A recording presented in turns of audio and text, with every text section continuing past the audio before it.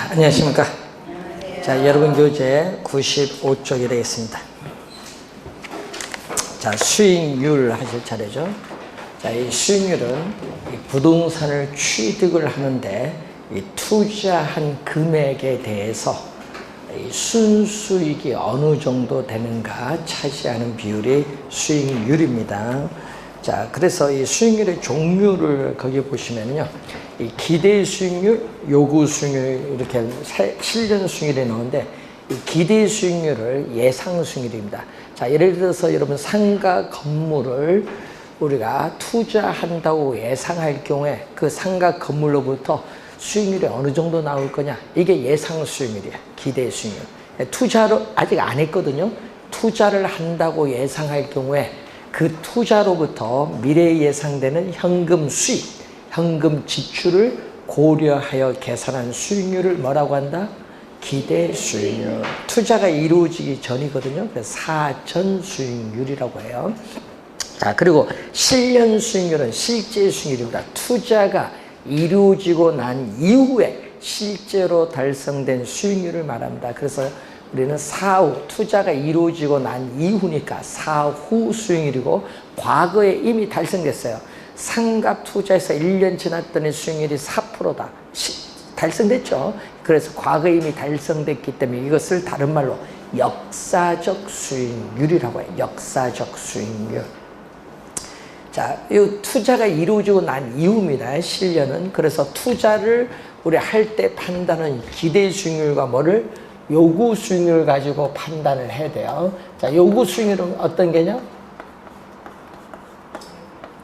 자, 요구 수익률은 우리는 투자에 따르는 위험을 감안을 했을 때 투자자가 자금을 투자함으로써 충족되어야 할 최소한의 수입니다. 항상 최소가 포인트예요. 우리 출제율은요, 이걸 최대로 출제를 많이 하는데 27회 시험에는 여러분이 4년 전에 최대로 출제했어요. 말을 딱 바꿔버립니다. 주의하시고, 여기 기회비용, 요구 수익률은 이 투자자의 기회비용 성격을 가지고 있다. 그래서 여러분이 우리가 어떤 투자 대상을 선택을 하면요, 이 포기되는 것의 최대의 가치가 기회비용입니다. 그래서 이 기회비용 개념을 가지고 있는 것이 요구 수익률이다. 이렇게 보시면 되겠고, 이 시험 문제에 이제 여러분이 최근에 우리 자주 출제되는 것은 투자를 할 거냐, 안 할 거냐, 이게 중요해요. 자, 요구 수익률이, 예를 들어서 투자자가 요구하는 수익률이 4%다. 자, 이 요구 수익률이 4%다. 자, 이때 이 기대 수익률이 요구 수익률보다 크면은 투자를 뭐 한다? 최소한의 수익률보다 미래에 예상되는 수익률이 7%다. 그럼 수익률이 더 높으니까 당연히 투자자 입장에서는 투자를 뭐 한다? 채택한다. 이렇게 투자하느냐 안 하느냐, 이런 지문 판단 최근에 4번 출제했어요. 많이 출제하죠. 그래서 투자를 하게 되면은 부동산 시장에서 사고자 하는 수요는 뭔다? 증가해요. 수요가 이전보다 많아지면, 여러분 수요가 많아지면 어떻게 돼요? 이전보다 수요가 많아지면 부동산 가격은 오르죠. 시장에서의 부동산 가격은 오르게 돼요. 자, 여기서 주의를 해야 될 것은 이 기대 수익률이에요. 여러분이 기대 수익률은 어떻게 바뀌느냐, 이게 중요하거든요. 이 기대 수익률은 부동산 가격이 총 투자한 금액입니다. 자, 부동산 가격만큼 투자를 해야 되니까 총 투자한 금액이 부동산 가격이고, 순수익은 안정적이죠. 안정적이면서 변화가 없어요. 그래서 부동산 가격이 오르면, 자, 부동산 가격이 예를 들어서 뭐 8억에서 10억으로 오르면 투자 금액을 더 많이 투자를 해야 되기 때문에 이 기대되는 수익률은, 순수익은 변화가 없으니까 기대되는 수익률은 떨어져요. 네, 떨어집니다. 그래서 이 기대 수익률은 뭐 한다? 하락을 한다. 자, 그래서 여러분 시험 문제 나올 때 여기서 주의해야 됩니다. 기대 수익률이 어떻게 돼요? 기대 수익률이 요구 수익률보다 크면은 투자가 이루어지기 때문에 기대 수익률은 계속 상승한다. 이렇게 출제해버려요. 그러면 틀린 지문이죠. 기대 수익률은 어떻게 돼요? 하락을 하게 돼요. 그럼 반대로 이런 경우는 어떻게 될까요? 요구 수익률이 크다. 기대 수익률이 3%다. 요구 수익률이 크면은 이때는 투자가 이루어지지 않는다. 그러면 투자가 이루어지지 않으면 수요는 감소를 하죠. 수요는 감소하니까 부동산 가격은 수요가 이전보다 줄어들면 부동산 가격은 하락을 하지. 부동산 가격은 하락을 하겠죠. 부동산 가격은 하락을 하니까 기대 수익률은 어떻게 돼요? 여러분이 부동산 가격이 뭐 8억에서 5억으로 떨어지면 투자 금액이 적어지는데 순수익은 일정하니까 투자 금액이 적어지면 수익률은 높아요.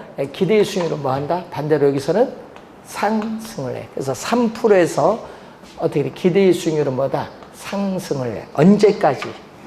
언제까지 상승하냐 하면은 기대 수익률과 요구 수익률이 서로 뭐 할 때까지? 같을 때까지 상승을 하고, 이때 이 같을 때 우리는 뭐라고 하죠? 균형이라고 해요. 같게 되면은 시장에서의 우리는 균형을 이루고 있다. 이렇게 보면 돼요. 그래서 시험 문제는요, 요거 투자를 할 거냐 안 할 거냐 시험에 많이 나오고요. 그 뒤에 기대 수익률이 하락 상승 요 지문을 또 많이 출제를 해요. 나오면은 잘 틀립니다. 좀 주의를 하도록 하시고, 자, 여러분 96페이지로 넘어와서 거기에 수익의 측정이 나오는데, 자, 수익의 측정은 뭘로 측정한다? 순영업소득은 순수익인데 순영업소득의 기대치는 기대값, 평균값을 말합니다. 순영업소득의 기대치로 추계되는 뭘로? 우리는 기대 수익률로 측정한다. 기대 수익률, 그래서 계산 문제가 작년에 출제했어요. 그래서 여러분이 거기에 사례 두 번째 봅니다. 자, 경제환경 변수가 비관적, 정상적, 낙관적일 때 발생 확률, 수익률이 지금 나와 있죠. 자, 이때 기대 수익률 계산하는 문제를 한번 보면은, 자, 이 기대 수익률 그 표가 주어지거든요. 시험 문제. 작년에 이 표가 주어졌을 때 계산하는 걸만 보면 되겠지. 그러면 거기에 뭐가 나오죠? 우리가 기대 수익률 계산할 때 거기 수익률이 우리 보면요, 비관적일 때 몇 프로? 4%. 자, 비관적일 때 4%. 그리고 정상적일 때 몇 프로? 8%. 낙관적일 때 몇 프로? 13%. 이렇게 주어져요. 각 경제 상황에 따르는 예상 수익률이 주어졌거든요. 여기에다가 뭐가 들어간다? 가중치가 들어간다. 가중치인데 어때? 비관적일 때는 전체 100%에서 몇 프로죠? 지금 비관적일 때는 전체 100%에서 몇 프로? 20%. 전체 100%에서 20%가 차지를 하죠. 그럼 비관적일 때는 얼마?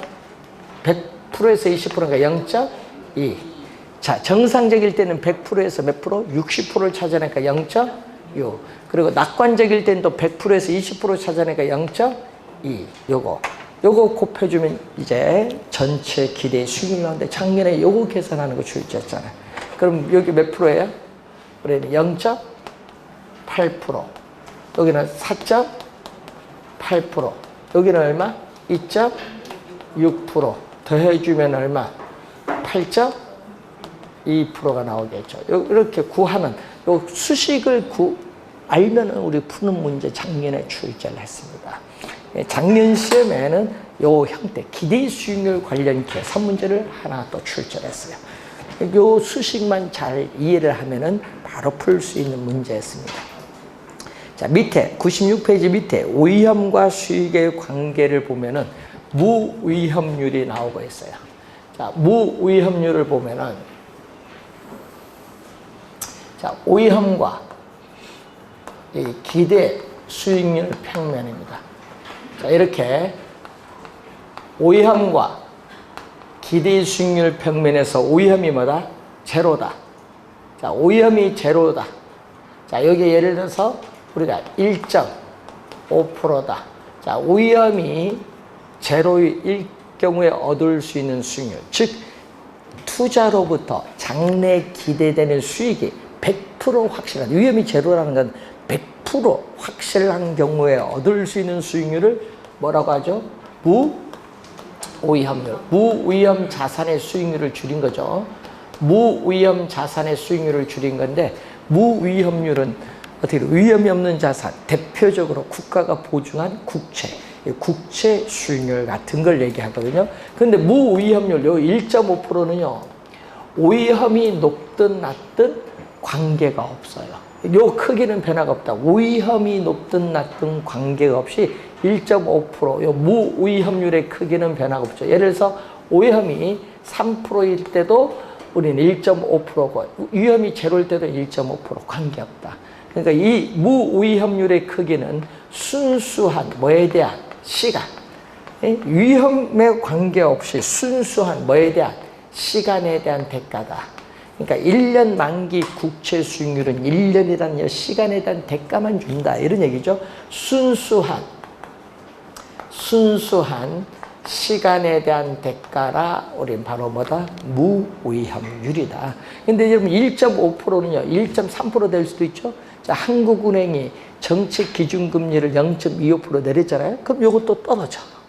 그래 또 올리면 어떻게 돼? 1.5%가 1.8% 될 수도 있거든요. 그러니까 이 고정된 것이 아니라 무위험률은 고정된 것이 아니라 일반 시장의 경제 상황이 변함에 따라 변할 수 있다는 거. 고정된 게 아닙니다. 자, 그 내용이 거기에 나와 있는 부분이 되겠고요.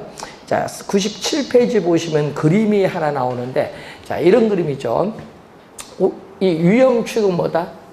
자, 이 위험축은 X축이에요. 자, 요 위험은 X축인데, 이 위험축에 대해서 밑에서 보면 볼록하거든요. 이 볼록할 때 우리는 이걸 뭐라고 하죠? 볼록할 때는 위험, 뭐다? 회피적인 투자자.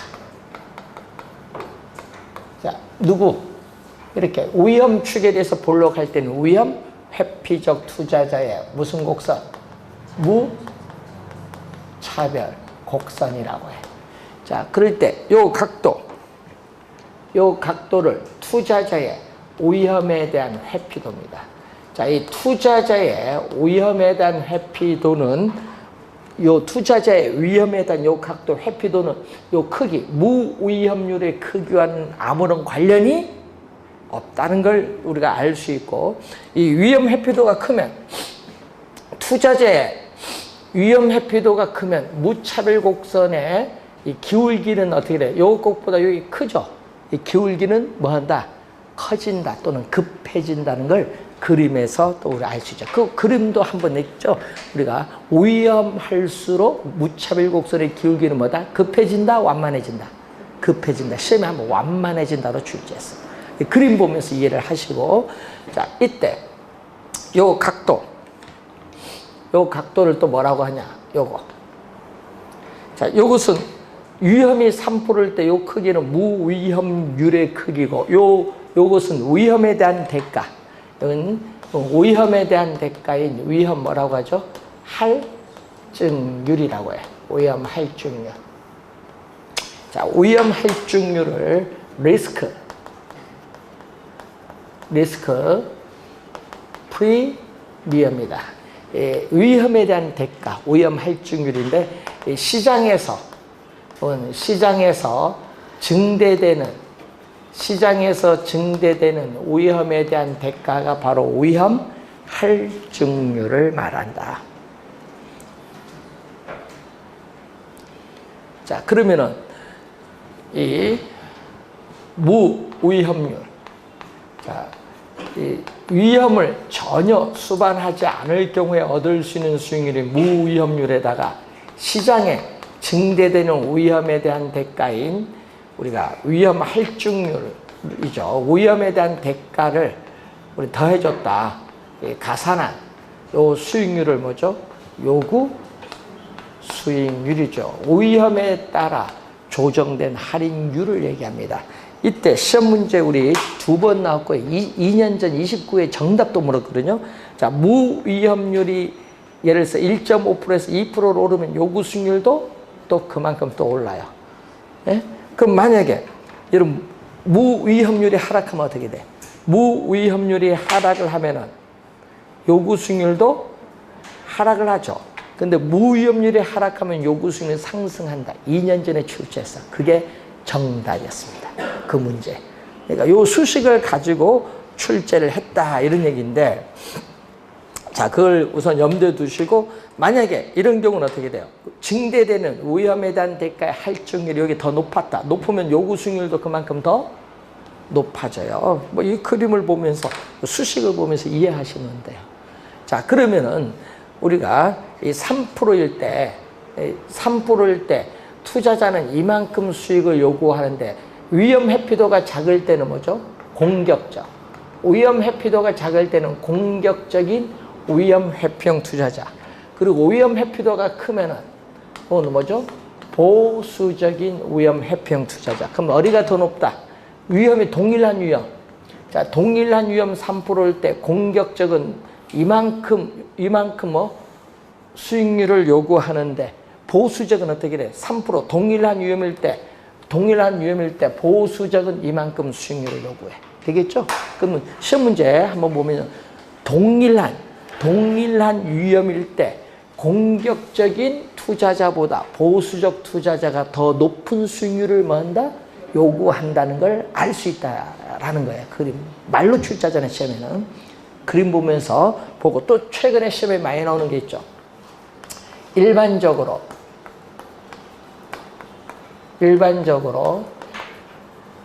위험과 수익은 어떻게 돼요? 여러분, 그림에서 위험이 높을수록 기대되는 수익률도 점점 높아가죠. 수익률이 높아가는데, 자, 투자자가 시장에서 부담하는 위험이 높을수록 투자자가 요구하는 수익도 높아지죠. 화살표가 같은 방향으로 변동하면 우리 경제론에서 뭘로? 경제론에서 뭐? 플러스. 요걸 또 2년 전에 뭘로? 마이너스로 출제했어. 플러스인데 마이너스 관계가 아니라 무슨 관계? 플러스 관계다. 이걸 우리 플러스일 때를 경제론에서 또 배운 거 있죠. 플러스는 뭐다? 비례. 그럼 마이너스는 뭐예요? 음의 관계는 반비례. 그러면 시험 문제는 또 반비례로 출제하면 또 맞아요, 틀려요? 틀리죠. 14회 시험에는요, 반비례로 출제했어. 반비례가 아니라 뭐다? 비례. 비례의 관계다. 일반적 통상이에요. 이것을 우린 전문용어로 뭐라고 해요? 위험이 높을수록 수익률도 높아서 서로 어떻게 돼? 상쇄가 된다. 그래서 이것을 전문용어로 위험, 수익의 상쇄, 트레이드 오프. 우리 오프 시즌에 트레이드 한다는 의미죠. 그래서 상쇄 관계를 말한다. 상쇄 관계. 자, 그 내용이 이제 여러분이 거기에 97페이지에 나와 있습니다. 자, 그 맨 밑에 수식 보면요. 또 이 요구 수익률에 영향을 미치는 또 하나의 중요한 요소가 또 뭐가 있어요? 인플레이션이죠. 인플레이션이 예상되면은 예상된 인플레이션율만큼 돈의 가치가 떨어지니까 투자자는 요구하는 수익률을 더 높여요. 이걸 전문용어로 뭐죠? 피셔? 어빙 피셔라는 학자 이름 따서 무슨 효과? 피셔 효과라고 하죠. 자, 그 내용이 맨 밑에 수식에 나와 있는 부분이 되겠습니다. 자, 그리고 98페이지에 나오는 수식은 이미 저번 시간에 위험 조정 할인율을 사용하는 위험 처리 방법에서 이미 설명했죠. 부동산의 가치, 투자 가치는 소유에서 비롯되는 장래에 기대되는 수익을 현재의 가치로 환원한 값인데, 현재의 가치로 환원하는 할인율로서 뭐를 사용한다? 요구 수익률을 사용한다는 거 이미 배우신 용어입니다. 자, 포트폴리오 갑니다. 자, 여러분, 여기서 한 문제 출제를 한다. 여기서 지문을 하면, 한두 개 지문 뽑고요. 우리 저번 주에 배웠던 위험에서 또 지문이 한두 개 나와서 한 문제를 구성해. 그러니까 위험 수익의 관계에서 한 문제를 원래 출제를 해요. 그리고 또 매년 출제를 또 하는 게 또 뭘서 출제한다? 포트폴리오 이론에서 또 하나 출제. 예, 작년에도 우선 출제했고요. 또 매년 한 문제가 포트폴리오 이론에서 또 출제를 합니다. 자, 이 포트폴리오 개념 작년에 출제했었죠. 자, 포트폴리오는 뭐죠? 여러분, 한 자산에 집중적으로 투자하면 위험이 너무 높다. 그래서 우리는 이 마코위츠라는 학자는 이런 격언을 하죠. 한 바구니에 계란을 모두 담지 말라. 유명한 격언이에요. 예, 바구니에 떨어지면 계란 다 깨지니까 그 격언을 이제 발표하는 논문 발표한 데서 이제 예를 들어서 설명한 거예요. 그래서 투자 자금을 한 자산에 집중적으로 투자하기보다는 여러 자산에 나누어 분산 투자를 해요. 분산 투자에 따라서 뭐를 줄인다? 위험을 줄이는 것을 목적으로 한다. 이 개념을 작년에 또 출제했어. 보기에. 우리 개념 같은 게 정답 안 묻죠? 정답 묻는 건 따로 있지. 정답 묻는 거 뭐? 작년에도 체계적 위험, 비체계적. 여기서 또 정답을 물었어요. 정답. 그러니까 항상 여러분 우리 정답을 볼 때는요, 이 포트폴리오 체계적, 비체계적 이걸 잘 공부해 두셔야 돼요. 왜냐? 여러분이 제일 헷갈리니까. 자, 여러분 거기 체계적, 비체계적 위험에서 정답을 묻는다는 얘기입니다. 자, 포트폴리오에 따르는 위험. 자, 포트폴리오 위험이고 포트폴리오를 구성하는 자산의 수입니다. 자, 이런 형태로 가죠.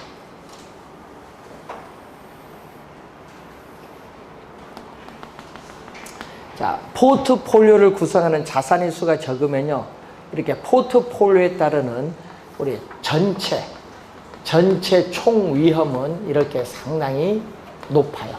그래서 여러분 이 총 위험은 뭐의 합으로 구성됐죠? 우리는 체계적 위험과 비체계적 위험의 합으로 구성됩니다. 체계적 위험과 비체계적 위험의 합으로 구성되는데, 이때 요 위험이 무슨 위험이냐면 비체계적 위험.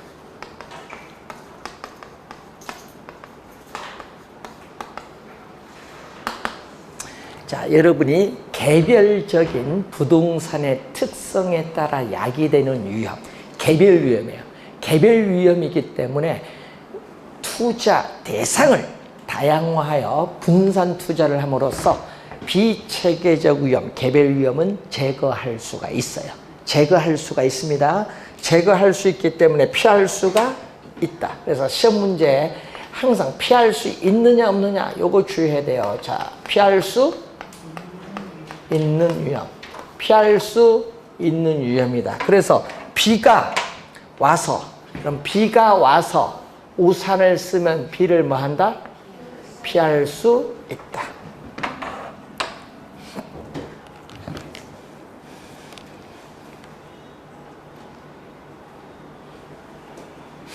오늘 밤에 비 온다고 하대요.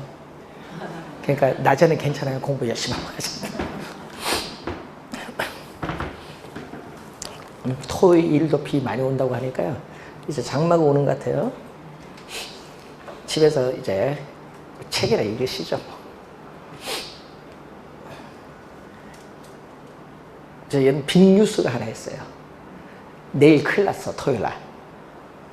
토요일날 시험을 쳐야 되는데, 공무원 시험 24만 명 쳐요. 공인 중에서 25만 명이에요. 근데 문제는 이게 비 오면 어떻게 할 거냐, 이게. 야, 토요일날 비 온다고 예본다는데, 전국적으로. 왜냐면요, 이 코로나 때문에 이 강의실에 15명 들어가야 되는데, 옛날에는 한 30명 들어갔던 걸 15명 하는데, 학교 문제 있잖아요. 지금 비상 걸렸어. 밖에 운동장에서도 이렇게 치려고 하다가 운동장 못 치지. 못 치잖아요, 운동장. 그래서 지금 학교 추가 빈다고 난리 났어요. 뭐 어떻게 방법이 없지, 코로나 때문에. 하여튼 요즘에 재미있어요. 공인중개사도 시험 학교 비는데 또 경쟁 벌어질 것 같아요. 25만 명인데. 그리고 수능 시험도 많이 치죠. 수능 시험 몇만 명? 50만 명. 원래 제주까지 한 55만 명 가까이 치는데요, 수능도 이제 비상 걸렸어. 그래서 원래 수능 뭐 늦게 학교 뭐 들어가니까요, 문제 원래 뭐 대학 입시 전형도 좀 바꾼다 하고 문제 좀 쉽게 낼 것 같은데, 다 원래 시험은 다 쉬워요. 중개서도 쉬워요. 안 그래도 시험 치는데 이 코로나도 열받는데 문제 어려워서 큰일 납니다. 그러니까 원래 웬만하면은 문제가 쉽게 나오고 한 3만 명 넘게 합격할 것 같아요.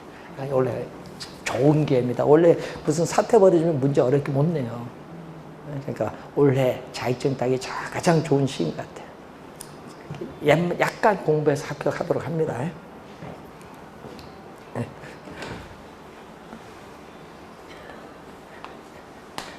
이제 2차까지 쫙 쉽게 논스톱으로 합격하셔야 돼요.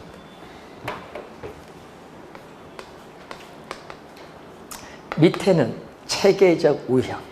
뭐죠? 시장의 힘. 예를 들면요, 인플레이션이 발생한다. 부동산 경기가 침체를 하고 있다.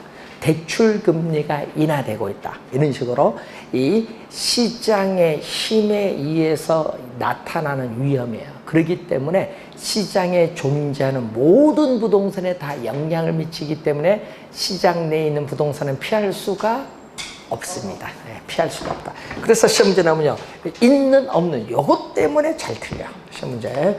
피할 수가 없는 위험. 자, 그러면 작년 시험에 출제된 지문으로 갑니다. 여기는 없는 위험인데 작년 시험에 요거 정답입니다. 작년 시험에 정답 물었어요. 이렇게 물었거든요. 자, 포트폴리오를 구성하는 자산의 수가 많아질수록 뭐가 점점 줄어들어요? 비체계적 위험이 감소하죠. 작년에 요걸 비체계적 위험이 줄어드는데 작년 시험에는요, 체계적 위험이 줄어든다. 이렇게 출제했어요. 그럼 그 지문이 정답. 작년에. 비체계적 위험이 줄어드는 거야. 그러다가 요까지 오면 어떻게 돼요? 비체계적 위험은 뭐다? 완전히 제로가 되고 뭐만 남아? 이제 요거 남은 거 요거 체계적 위험만 남아. 자산의 수가 많아도 체계적 위험은 시장에서 제거가 안 돼. 시장 위험이기 때문에 제거가 안 돼요. 그래서 체계적 위험은 시장 위험이기 때문에 포트폴리오를 구성하는 자산의 수가 많아도 이건 제거할 수가 없지만은 비체계적 위험 뭐까지? 0까지 줄일 수 있다라는 거 요거 알면 딱 되겠네. 여기 포인트죠. 자, 상관계수라는 용어가 나와요. 자, 여러분 교재 99페이지 가시면은 상관계수 중간에 보면 나오는데, 자, 이 상관계수는 -1. 상관계수는 얘기거든요.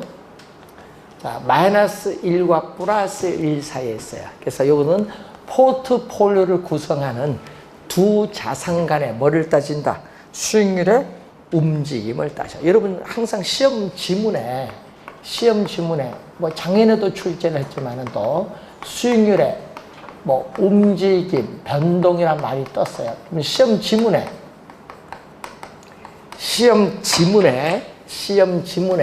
수익률의 움직임, 변동이란 말이 떴어. 수익률의 움직임, 변동이란 말이 뜨면은 상관계수가 딱 떠올라야 돼. 근데 또 여러분 막 계수가 하도 많아. 막 변동계수, 변이계수.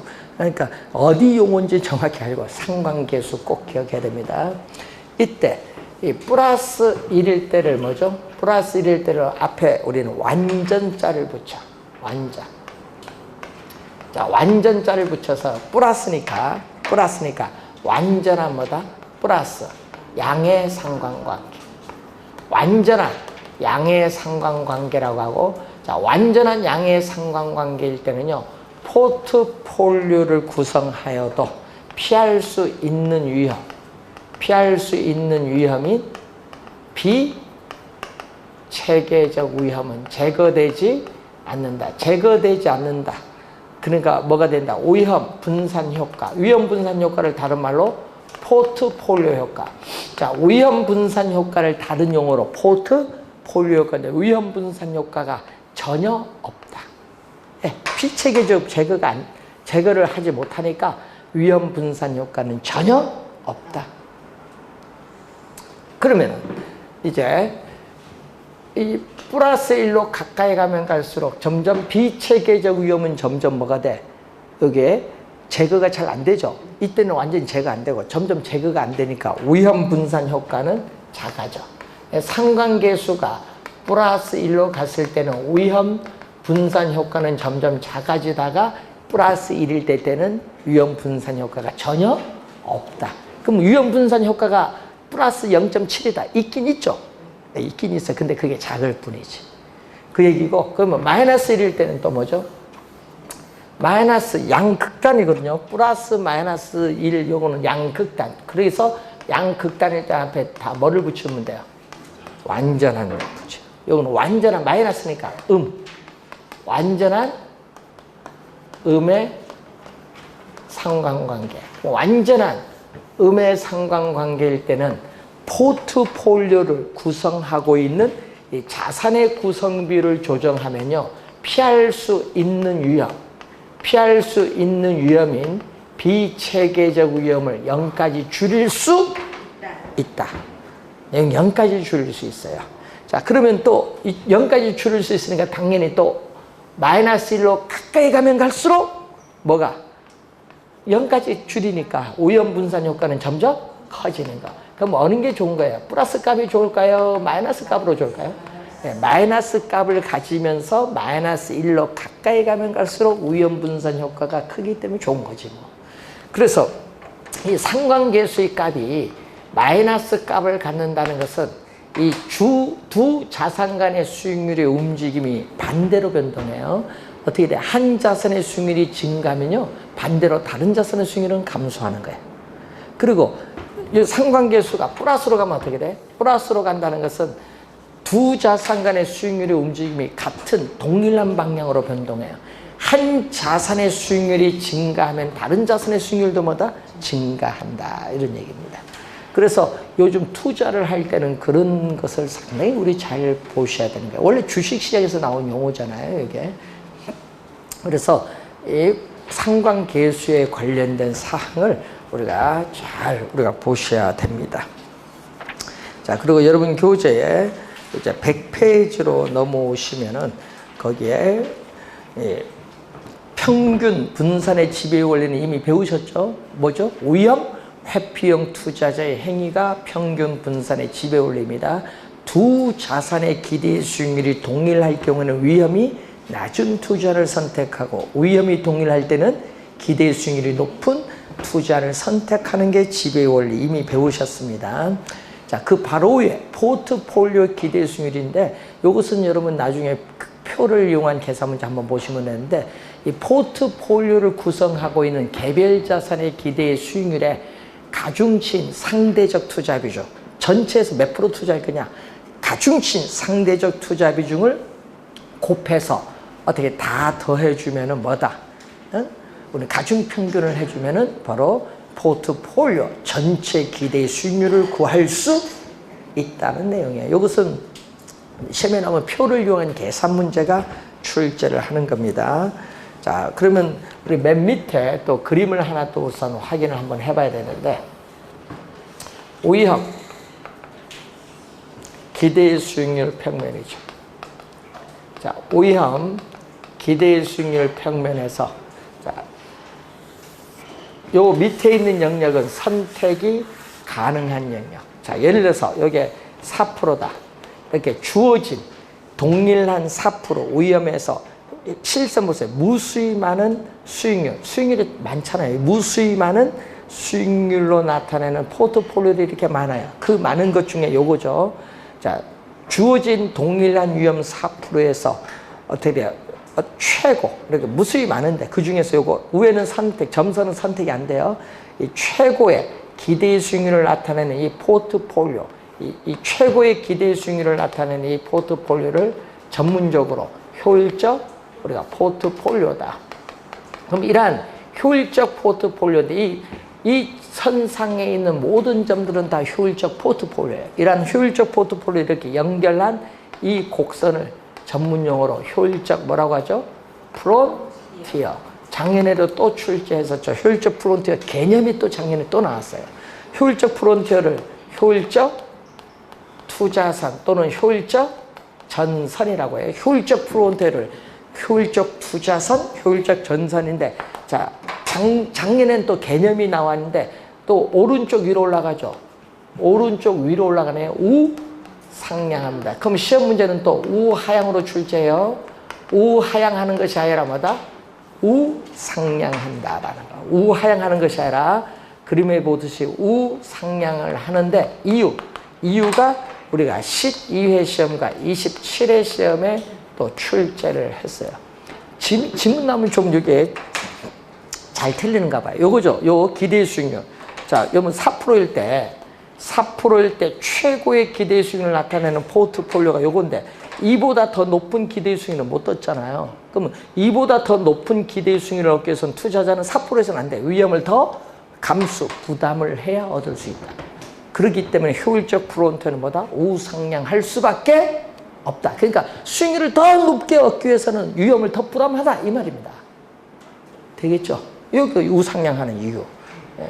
자, 그리고 투자자의 위험에 대한 태도를 나타내는 요거죠. 이거 뭐죠? 위험 축에 볼록하면 위험 회피형 투자자의 무차별 곡선인데, 무차별 곡선이 뭐 하는 점? 요게 접하는 점이죠. 효율적 프론트와 무차별 곡선이 접하는 점이 투자자의 기대되는 효용, 만족을 가장 극대화시켜주는 뭐다? 최저 포트폴리오. 그러니까 항상 접하는 점, 접점에 쓰이죠. 만나는 점 하면 안 돼요. 왜냐? 요거는 만나는 점이잖아요. 요거는 만나는 점이니까 안 돼요. 접하는 점. 왜냐? 만나는 점 하면요, 이 무차별 곡선보다 요것이 만족이 더 높거든요. 만족이 요건 낮잖아요. 그래서 항상 투자자의 기대되는 효용, 만족을 가장 극대화시켜주는 점은 이 점 하나밖에 없어요. 투자자의 위험에 대한 태도를 나타내는 무차별 곡선과 뭐가 효율적 프론트가 서로 뭐 하는 점? 만나는 점 하면 안 되고 접하는 점. 접점에서 달성이 된다. 포인트가 그거죠. 그래서 여러분이 101페이지에 화폐 시간적 가치 바로 위에 접하는 점 밑줄 그어야겠죠. 이게 포인트.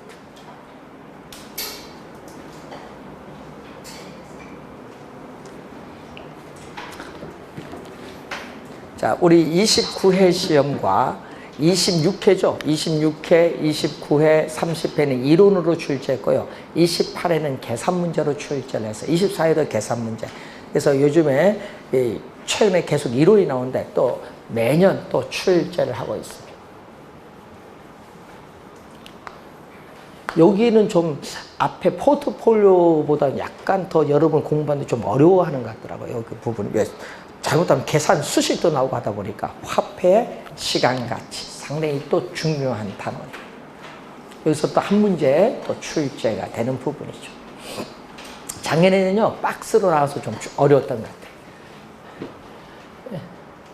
자, 여러분이 우리 이자 계산은 단위 계산이 있고 뭐가 있다? 복리인데 원금의 이자도 지불하고 이자에도 이자를 지급하는 복리 방식이 현대적인 이자 계산 방법이에요. 복리. 복리로 계산을 하는데 이때 복리로 연이자율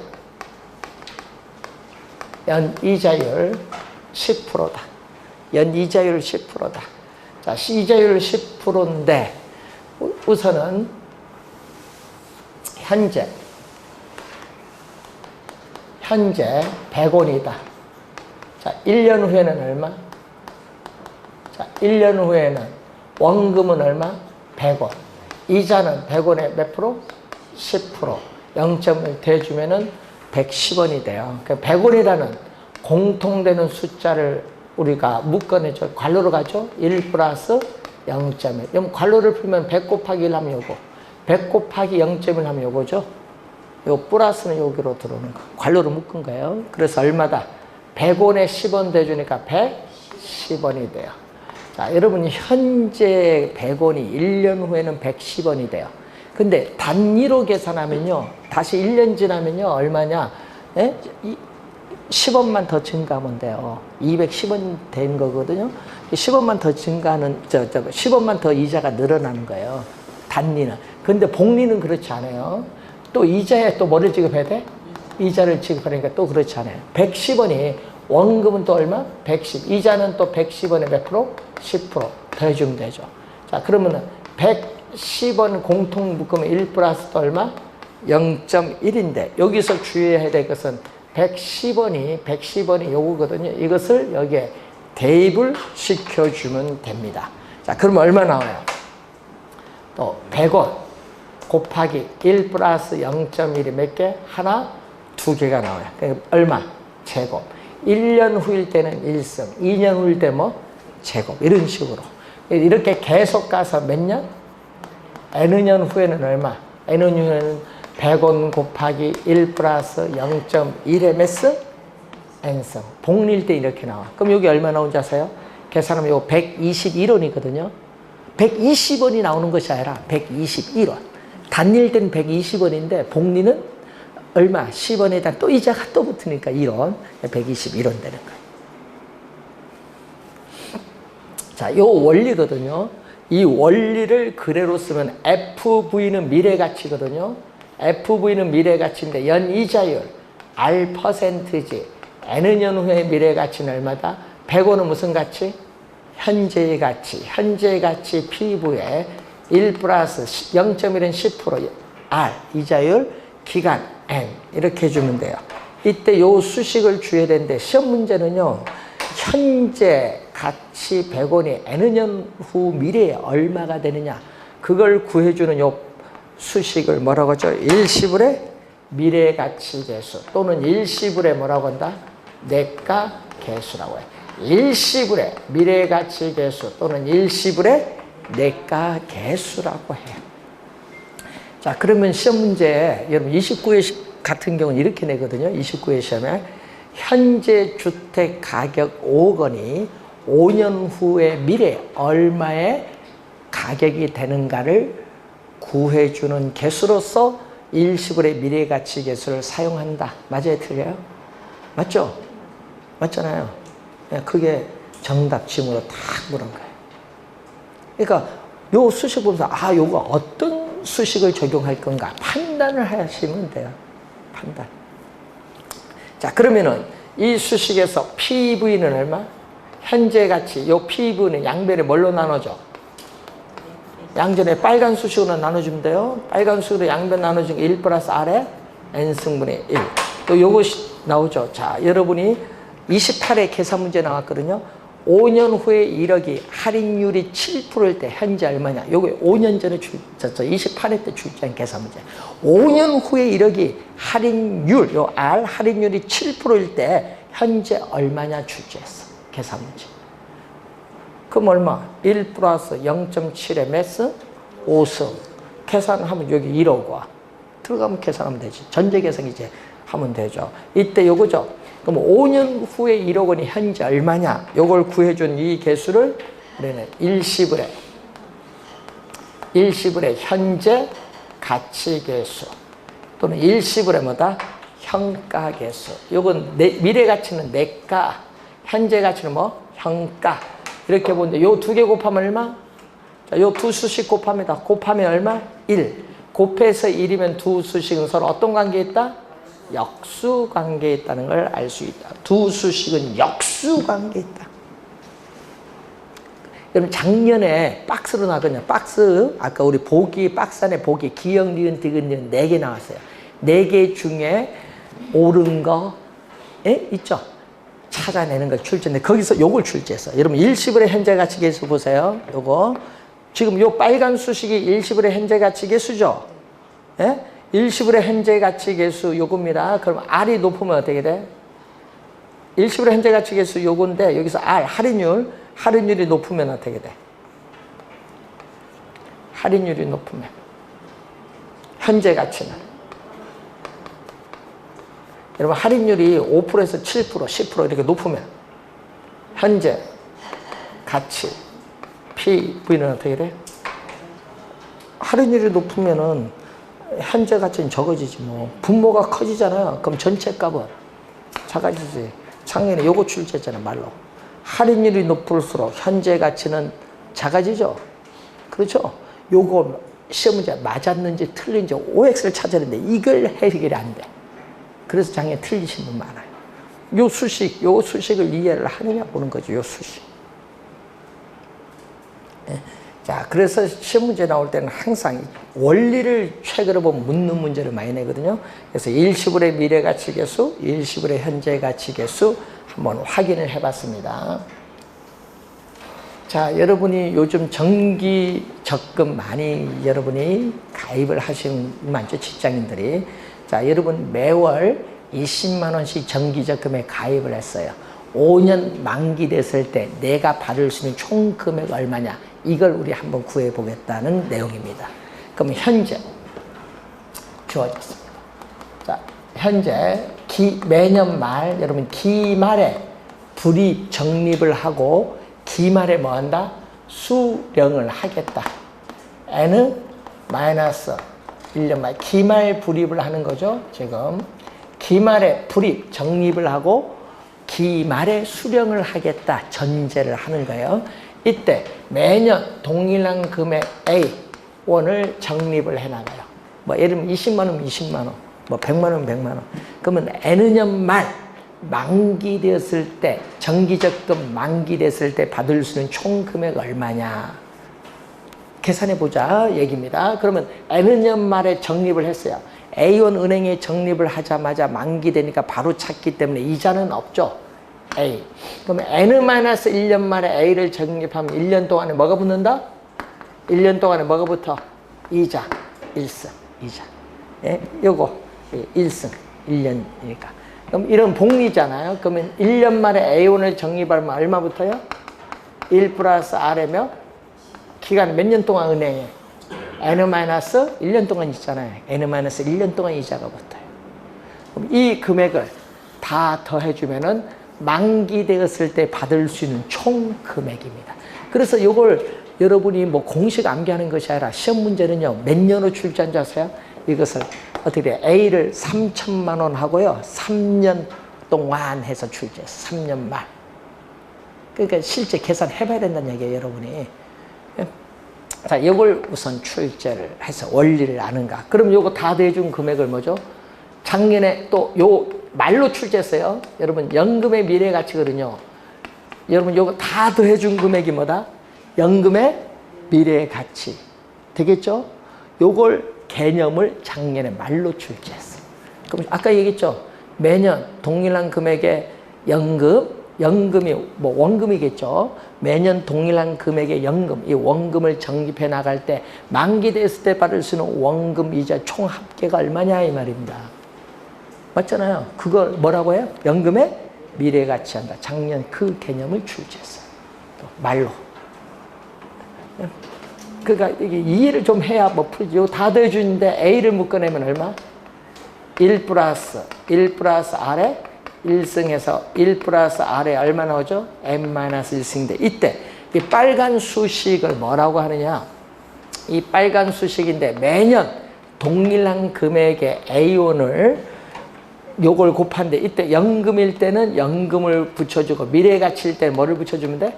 미래가치 개수를 붙여주면 돼. 예? 연금의 미래가치 구할 때는 A1에 연금일 때는 연금, 미래가치일 때는 미래가치 개수 써주면 돼. 예? 그래서 매년 동일한 금액 A1에 연금의 미래가치 개수를 곱하면 연금의 미래가치를 구할 수 있다. 그러니까 연금의 미래가치 개수는 뭐죠? 매년 동일한 금액 A1을 계속 적립을 해나갈 때 N년 말 만기됐을 때 받을 수 있는 요 총 금액을 구해주는 개수를 연금의 내가 개수라고 한다. 자, 그러면 요 A는 얼마냐? 자, 요 A는 양변에 뭘로 나눠줘요? 양변에 뭘로 나눠주면 돼? 연금의 요 빨간 수식으로 양변 나눠주면 되거든요. 빨간 수식이 뭐예요? 연금의 내가 개수인데 이걸로 양변을 나눠줬어요. 이때 이 수식을 우리 뭐라고 하느냐? 감채기금 개수라고 한다.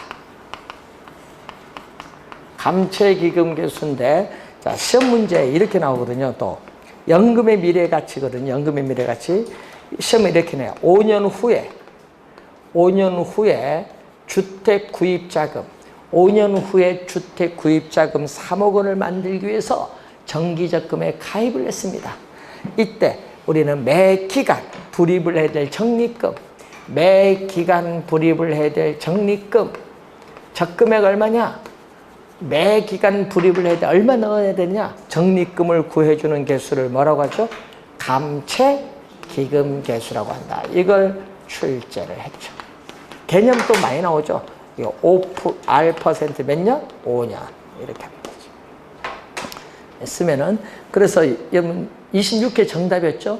5년 후에 주택 구입자금 3억 원을 만들기 위해서 매 기간 불입을 해야 될 적금액을 구하기 위해서는 얼마? 3억 원에 뭐를 곱한다? 감채기금 개수를 곱해야죠. 근데 시험에는 뭘로 출제했어요? 연금의 현재 가치 개수로 출제하고요. 3억 원에 뭐를 곱한다? 감채기금 개수를 곱하여 구한다. 요걸 출제했어요. 26회 정답했습니다. 시험에 또 많이 묻거든요. 그리고 또 작년에 여러분 시험에 또 정답 많이 묻죠. 요 2개 곱하면 또 뭐? 요 2개 곱하면 1. 곱하면 1이면 또 무슨 관계? 역수. 역수 관계 많이 묻잖아요. 작년에 또 출제했잖아요. 역수. 그 박스 안에 뭘 하나 써요?